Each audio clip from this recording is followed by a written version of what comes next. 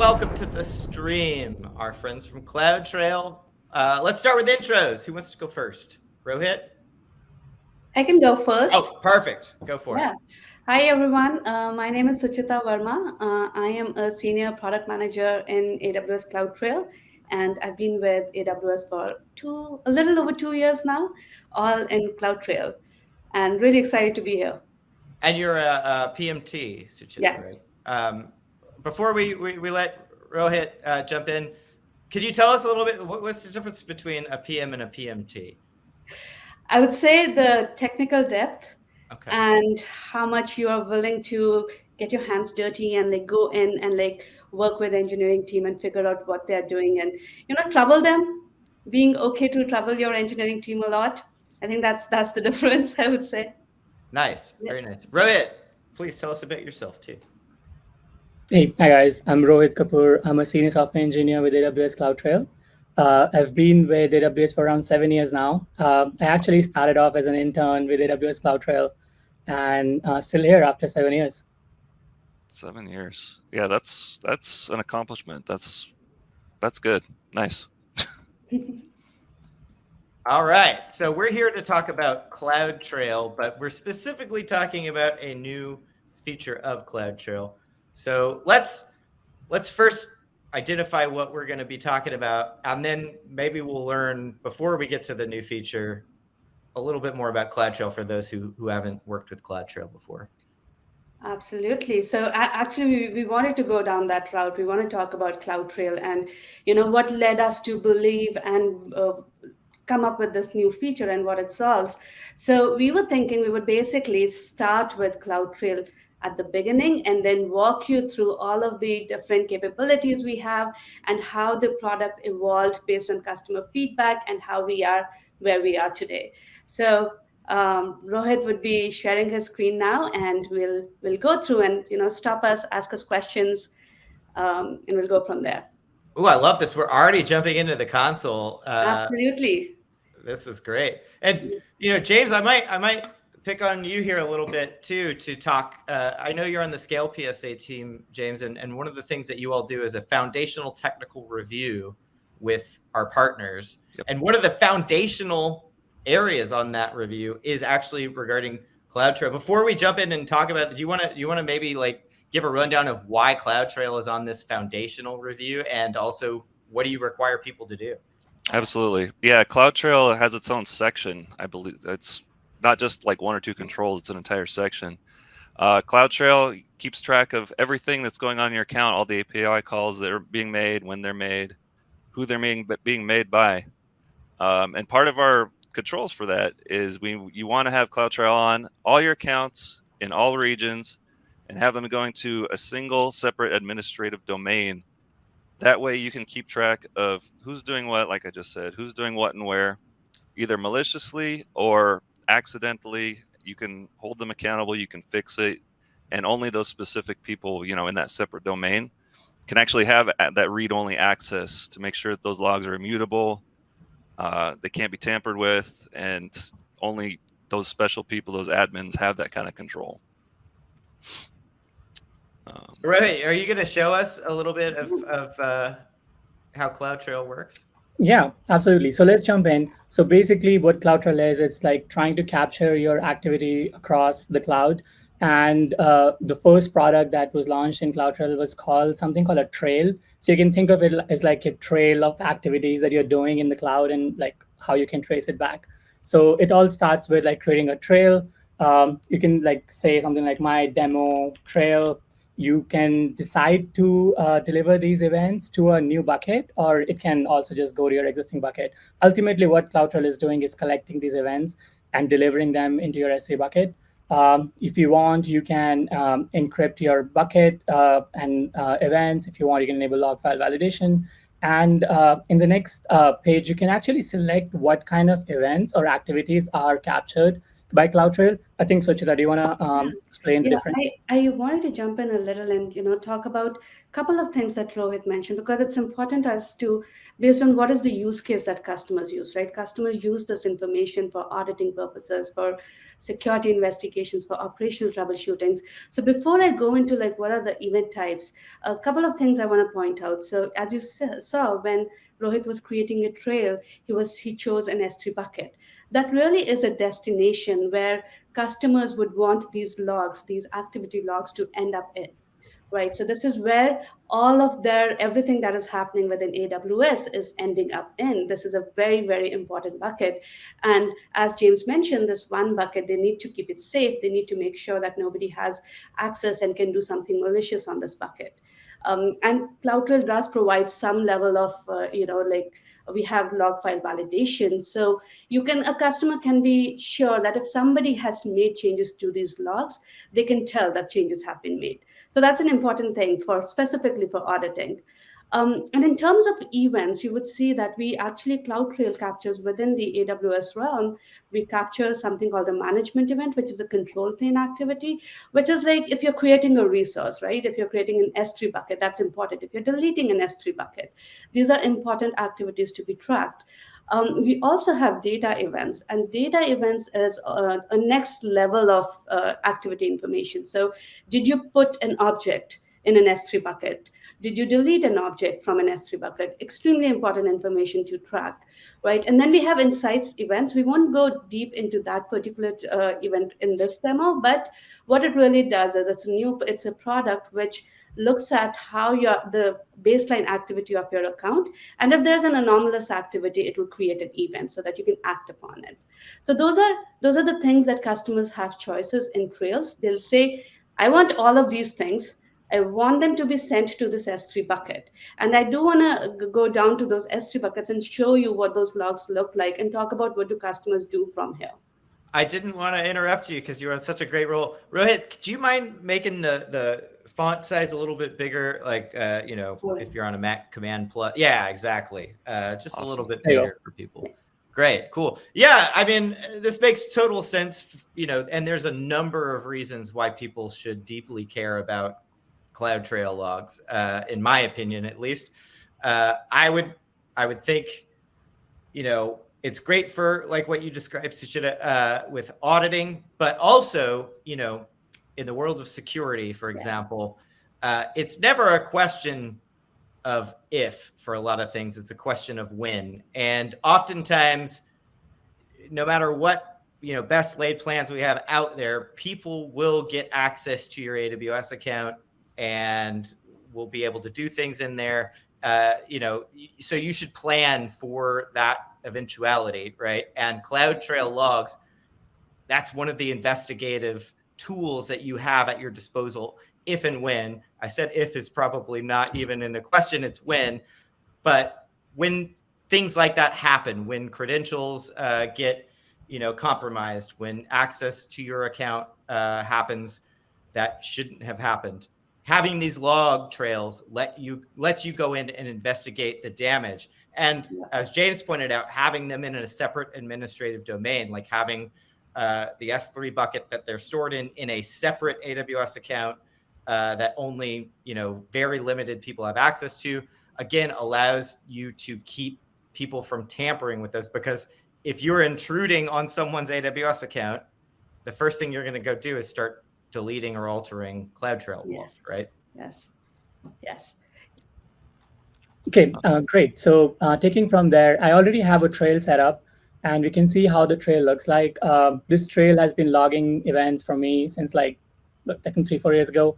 And what ultimately ends up happening is all these events are landing in an S3 bucket, which is linked in the Trail console. You can click on this link. We land here, and you can see CloudTrail delivers these events in different prefixes. So the core AWS events are delivered in CloudTrail prefix. We get the log file validation messages in digest, and we get the insights and insight prefix. If we drill down into it, inside CloudTrail, since my trail is collecting regions from multiple different events from multiple different regions, they are then prefixed by different regions. If I then, let's say, drill down into region, it's then collected by year. you can keep going down into like a month and day.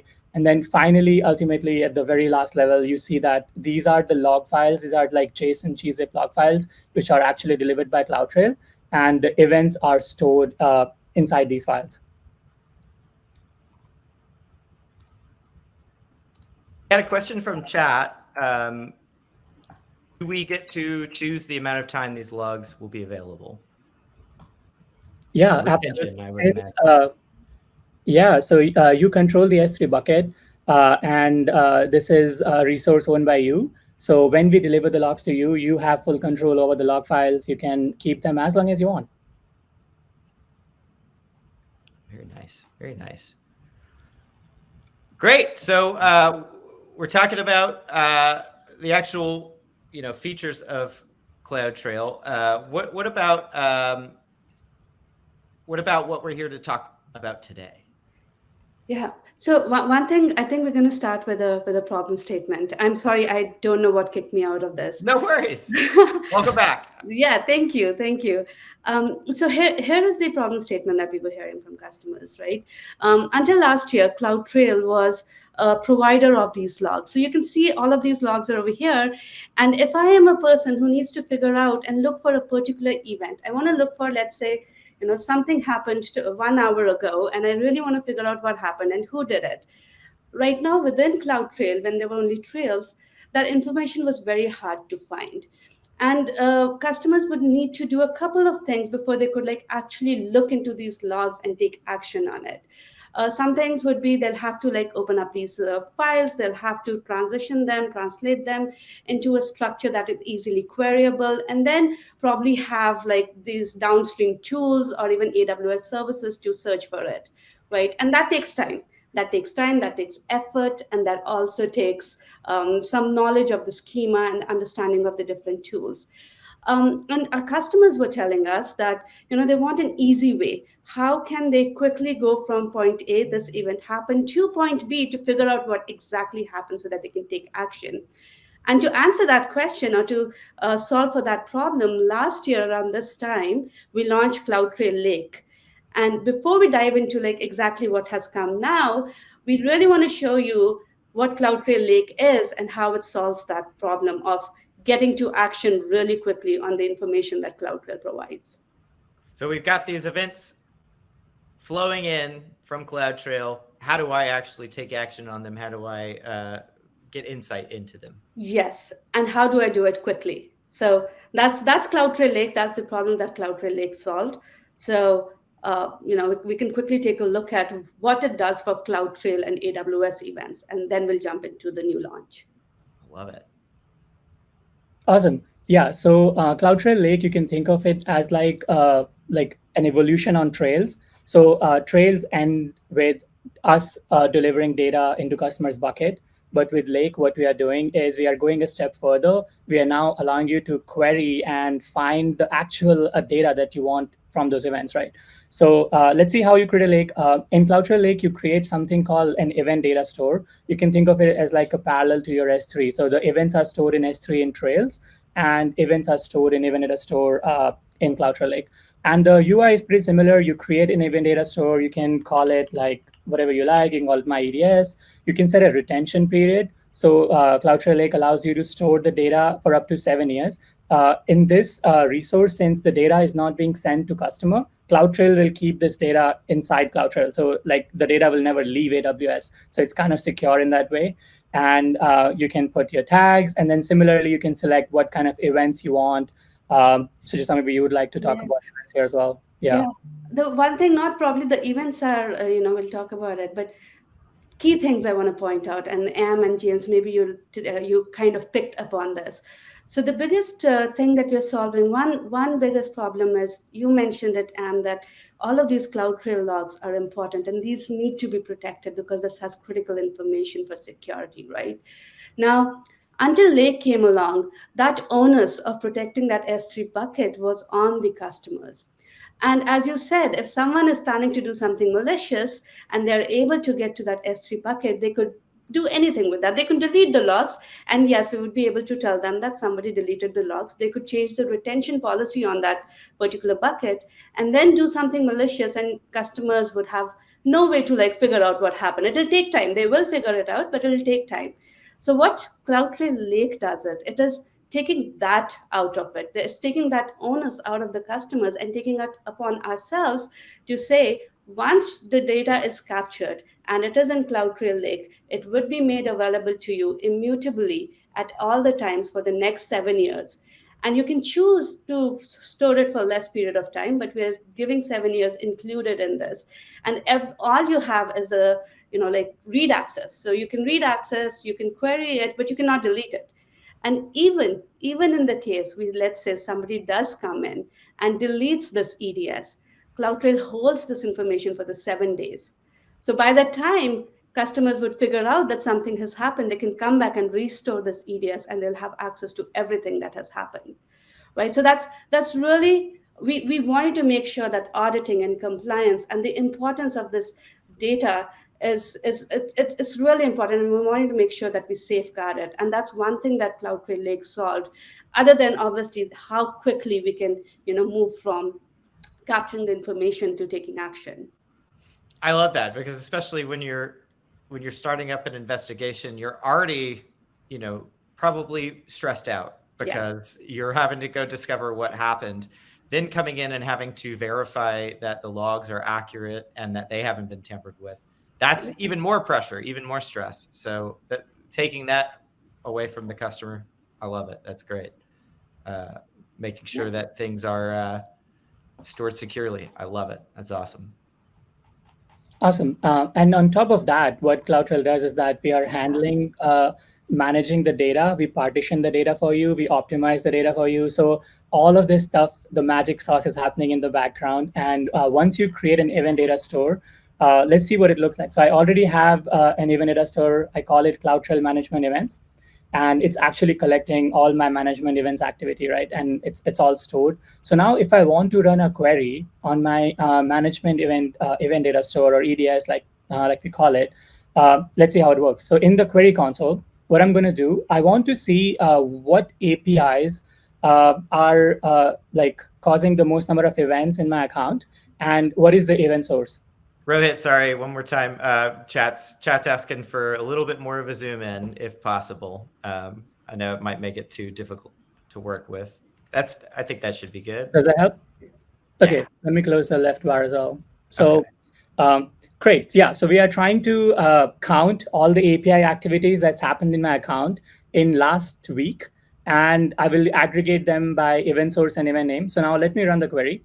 So when you run the query, you will see that it goes in like a running state, and I was able to scan like my entire event data store in like 1.5 seconds. So we scanned like 33,000 events, and then the query result, if you scroll down, I can actually see like the number one API call in my account is get bucket echo, which is an S3 API, and it's been called 15,000 times in last 1 week, and followed by STS assume role, KMS generate data. So right, this solves the last gap. Like you have all this data, now how do you use it? So now you can come to a query console and write awesome queries and find meaningful data from your logs without having to do anything, basically.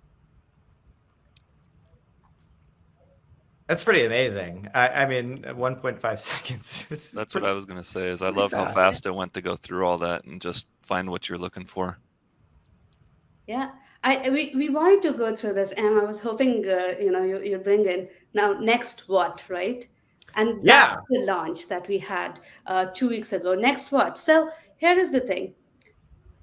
This is all of this that we did until now is very specific to AWS. What's happening in my AWS environment? Who did something in my AWS environment?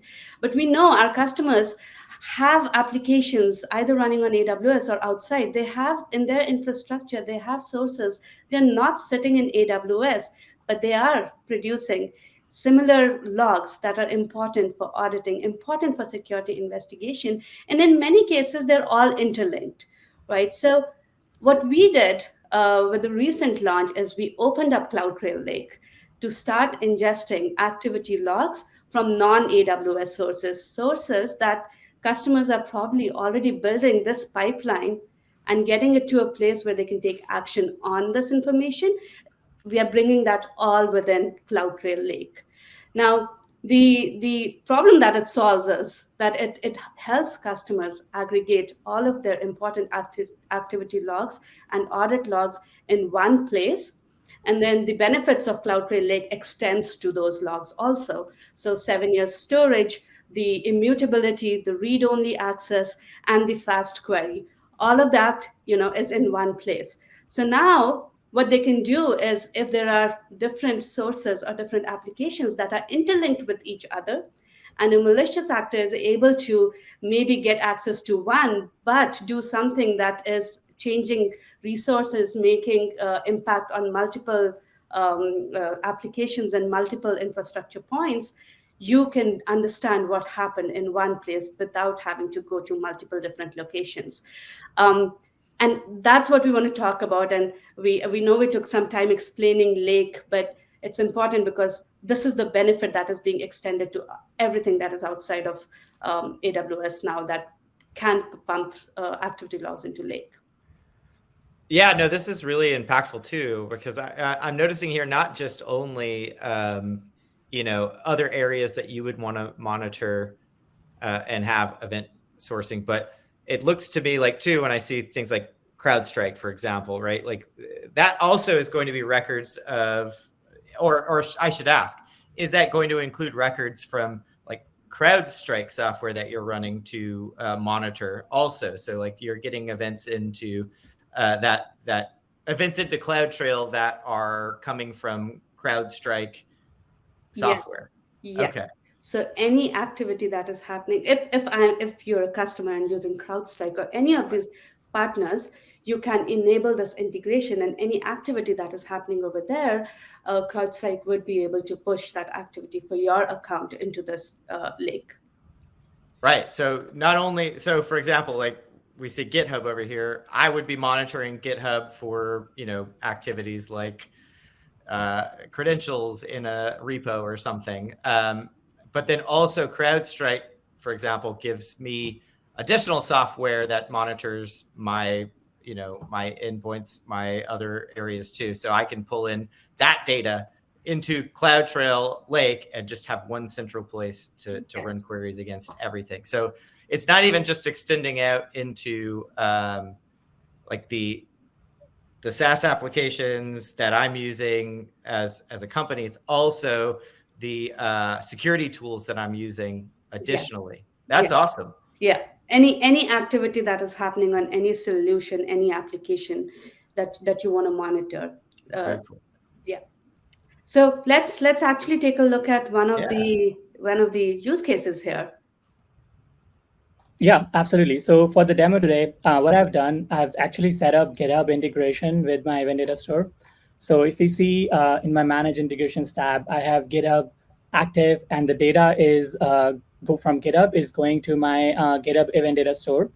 And I also have a website that I've hosted on S3. Don't mind my website building skills, but this is just a demo website. And the way I'm going to show you how it actually works. So there's a GitHub repo where we are creating an S3 bucket, and S3 allows you to host static websites pretty easily. You just have to enable something called website configuration, and you can enable it. You can point to an index.html, and as long as people have access to this index.html, they can see your website. So it's pretty easy to host a website.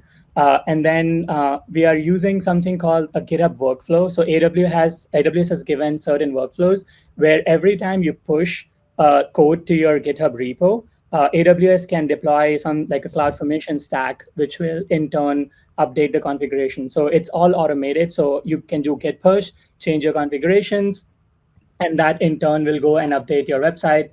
And then that's how it works. So I'm going to show you how this works. So in my account, there is a CloudFormation stack. So we'll go to CloudFormation. And here's the deploy S3 bucket demo, where I can see like this is creating a resource for me. And this is actually directly linked with the website. So now if we see, oops, it looks like my website is gone. So something happened right now, and it looks like somebody pushed some code, or I don't know what happened. So let's try and see if we can drill down to the bottom of this using CloudTrail Lake. Luckily, I have my GitHub logs being streamed to AWS and in CloudTrail. So let's see if we can actually use Lake to see what happened. So I'm going to go back to let's say integrations, and now let's start to query. So previously we queried on the management event EDS. So we can actually start with this because I know that there is a CloudFormation stack that must have been updated in order for this website to go down. So I'm going to start with a query that I've prepared beforehand, where what this query is doing, it's trying to find all events where the request parameter could be my bucket. So I'm trying to find any API activity in my account where somebody might have tried to put like an configuration on my bucket. So let's try to run this again. I just want to call out too, Rohit. We've been talking a lot about like compliance and security reasons, but you're actually showing us that you can use CloudTrail for operational investigation as well, right? Absolutely. Cool. Absolutely, you can. Yeah, and here you see I get all these APIs which are actually using my bucket, but a lot of these APIs start with get, so they're like read-only APIs. I do know that if something went wrong with my bucket, it has to be like a mutating call. So I can add another flag which says read-only equals to false. And if I run this query now, hopefully it will give me mutating APIs. So let's see what the output is. Okay, so it looks like somebody made a put bucket policy call 3 minutes ago. And it also looks like it came from CloudFormation. That's very interesting. So somebody is trying to update my bucket policy, which in turn, how dare they? Yeah, like they broke my website. Okay, so now I want to look into this even more, but I already have all the information I need from here. It looks like the API is actually coming from CloudFormation. And okay, so what I'm going to do, let's try to find the actual event in CloudFormation. So if I go to CFN here, I can see that, yeah, that is correct. There was a change set that was executed like 3 minutes ago. So now I'm going to try to find this change set event in Lake as well, because everything AWS is already in Lake, so you don't have to do anything. So now I'm going to run a new query where I will be, I'm trying to find this execute change set in my CloudFormation stack. And luckily, or hopefully, I'll be able to find which user did that. So if I run this query, I can already tell you, Rohit, it was James. Hey, I don't know enough to do that. Classic avoidance there. I didn't know enough. Sure, James. Sure. Yeah. So it looks like the last execute change set was came from the GitHub role. That's the role that I've linked to my GitHub actions. And as part of my actions, there is something called a GitHub run ID, which it uses to assume a role in the end. So it looks like there is some information here. So I know that this change set was triggered by a GitHub workflow. So what I can do now, since I already have my GitHub events, I can just change my event data store from CloudTrail management events to EDS. It's that simple. So you just drop down to GitHub. Now I can actually run a query in GitHub, like for GitHub events. So let me try to find this this interaction. So I'm trying to run this query. And what this query is actually doing is trying to find any event name which is called created workflow run, because I know that that API came from GitHub. So there must be a workflow that ran in GitHub which used that role. So let's see, if I run this query now, I should be able to see that, oh yeah, that's correct. Like 844, I can see that for the run ID ending in 367, which kind of matches my session ID 367, I can actually see that there was a commit, and this commit was made by Suchita. So it looks like while we were doing the demo, Suchita went ahead and configured something in my GitHub. So if I go back to my GitHub, we might be able to figure it out. So if we go here and we go to commits, oh yeah, it looks like Suchita denied my bucket policy, and that took down my website. So all of this can be done via CloudTrail Lake. I guess that's why you should not let PMs commit code, right? Hey, I was out here ready to blame James too. Imagine how bad I feel now for blaming James. I was hoping to make get some attention out of it, which I did. So wow, this is like she didn't even speak up to defend me or anything. What's that game where you have to guess and put somebody in the space airlock? What was it? What's that game called? Sus. Among Us. Yeah, this feels like a game of Among Us here, except Rohit can go in and find the person, the killer. Yeah. Wow. I mean, that's really interesting, Rohit. You know, like I said, we had focused when we were talking earlier about usage for CloudTrail mostly on the security side. Even like it's a tool for helping, you know, when you're investigating compliance. It's not a tool for compliance, it's for investigating and working with compliance. But operational, that's another side that I hadn't even really considered. We can come in and figure out like why things broke and this is like Git blame, except for like your entire infrastructure, right? Yeah. You can imagine, like, you know, this was just, we wanted to do a simple demo over here, but companies use up to 80 to 100 applications to run their business processes. Some of those applications have access to sensitive data. So you want to know what they're doing. And then now everything, if it's in Lake, it's one place you can come and see what's happening and then identify the killer, as you said. Yeah. And in some cases, it's not even that you want to know, it's that you're compelled by the law to know, right? Like you legally have to know who has accessed certain data in order to meet certain compliances. And so it sounds like CloudTrail can help you achieve those goals. James, you wanted to talk about something here too. No, I just earlier on the other screen I saw, you know, we talked about GitHub, we saw CrowdStrike, we also saw those. We saw also a button about custom integration. So if something's not on that list, we can do a custom integration. Like, what does that entail? Is it you have to add the API calls yourself, or how does that work? Yes, absolutely. So custom integration is basically our way of opening CloudTrail to the world. And you can just send your custom events. We have launched a new API called Put Audit Events. You can use that API to send any event you like in CloudTrail Lake and query them. Mm-hmm. The one thing, James, I would say is the partners that we've integrated with, right? That there is a level of work required in custom integration because today we will accept logs in a certain format, right? In a certain schema, and that is closely linked to how CloudTrail event schemas is. And that is for a reason, because our customers, people who use CloudTrail, understand that schema. They know where to find user identity. So we have mapped that our custom schema to very closely to CloudTrail schema.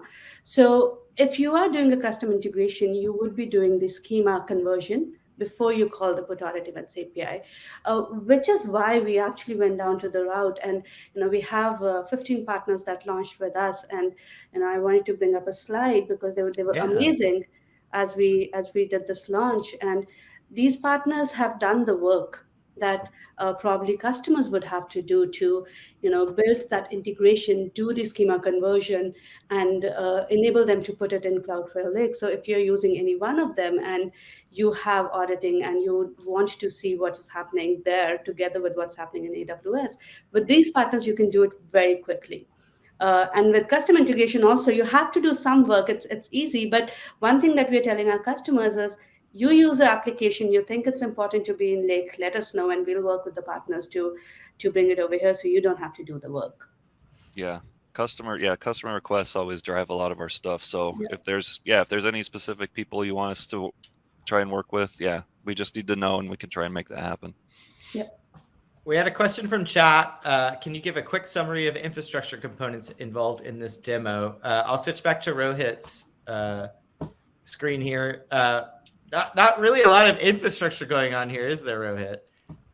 Not really, yeah. So all I have is my GitHub, where I have this repo, which is very, very simple. I just have a YAML file with the CloudFormation stack, and it's a GitHub workflow that is deploying this CloudFormation stack. and that's about it. And then I have a channel or a integration set up with GitHub, which you can just use documentation. It's quite easy to follow. Once you have this set up, all the events are lining up in your GitHub EDS. Any action that you're doing in GitHub is automatically being saved in CloudTrail Lake. I was curious. I heard Suchita say EDS earlier too. I've seen it now in the UI. Event Data Store. Event Data Store, yeah. The one thing that I would say is, because Rohit did it earlier, each of these partners have a documentation set up to say, once you've completed your integration in AWS, these are the steps that you need to follow to finish your integration. And there is a handshake that needs to happen. The partner needs to know exactly where they need to send the event. So all of that information is covered in our partner documentations. We got another question from chat too. We ship all of our AWS account CloudTrail logs to a single S3 bucket. Can we form a CloudTrail Lake data store from this? So it covers all accounts and not an individual lake per account. Yeah, you can. I think it's easier to create an event data store at an organization level than it is on an account level. You'll have to click an additional button to do it at an account level. But yeah, you can enable EDS at an organization level, and what it will do is it will pump all of the activity logs from all the member accounts into your management account. Suchita, you got a yay for that. You should be very happy. We're also getting some questions about the pricing for CloudTrail Lake. We can drop some documentation into chat around pricing. If you can, would you mind covering just quickly like an overview? Yeah. That you don't have to go into great depth there. Absolutely, absolutely. So with CloudTrail Lake, you are priced on two different categories. One is ingestion. So we will charge you for the volume of events that is being ingested into CloudTrail Lake. You don't have to pay for storage. You don't have to worry about storage, right? So you can log it and forget it. So you pay upfront for the events that you are sending into CloudTrail Lake, and it's a tiered pricing. So the more you send, your overall price to send this information, to ingest this information, goes down. And the second thing that you are charged on is querying. So how often you query and how much volume of data are you querying with each of your query that you're running. I always like to, I get some questions sometimes, when should I turn CloudTrail on? And my answer is always yesterday. You should turn it on yesterday. Turn it on as early as possible, right? If you can set up in your account creation workflow, if you have one, turning on CloudTrail immediately. Because as Suchita just said, you can log it and forget it, but you won't want to forget it when you need it, right? But it won't be there if you haven't turned CloudTrail on yet. So make sure that's it's a key important step, in my opinion, of setting up a brand new AWS account, is turning on CloudTrail logging. What do you all think? Yeah, no. Absolutely, no questions. As you mentioned, as we talked about at the very beginning of the show, it's part of our foundational technical review is, do you have CloudTrail enabled all regions, all accounts? Like it's one of those base level things that should just be automatic, like part of the setup. And now, and like I said, we were talking about, you can pull in more events from outside tools as well. So, like we were talking about, some of these you're monitoring for the usage themselves. Some of these are extending out to the security tools that you're using also to monitor other places outside of AWS, or maybe even internally in AWS sometimes too. So I love this slide of all these different partners. This is a great integration. And I imagine there's always more, right? Always more coming. There's always more coming. Yes. There you go. We'd love to continue to add more partners, more features, more capabilities. It's evolving. Of course. One more question from chat, it looks like. And of course, if there are more questions, please feel free to drop them in. But can you configure CloudTrail Lake at an organizational level? Yes. Short answer, yes. Yes. Love it. Nice. Very nice. Cool. We are running short on time. I just want to make sure that we've covered everything that we need to. There were a lot of really great features here Anything else you'd like to leave our audience? I'm going to take the screen down so that they can all see our faces. Not really. Like try the features out, try CloudTrail Lake out, provide us feedback. Let us know if there are any partners that you want to get activity logs from. And any feedback is good feedback. Share it with us. We look forward to it. Yeah. Thank you both so much. I really appreciate you both coming on the show. This was incredible. CloudTrail, one of my favorite services. And I'm not just saying that because you're on the show right now. I really mean it. Thank you. All right. Thank you. We will see you next time. I hope there is a next time that you'll both come back on. But for now, we will bid you adieu. Awesome. Thank you so much. Thank you. Have a Bye-bye. great day.